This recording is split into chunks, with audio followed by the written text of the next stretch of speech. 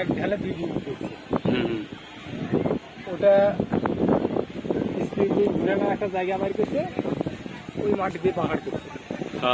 এই তো ওরে আকাশে দৃশ্য রে। ঠিক আছে না? হ্যাঁ।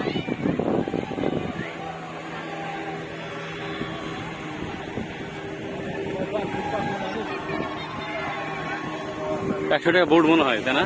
না না, কি 100 টাকা তুমি।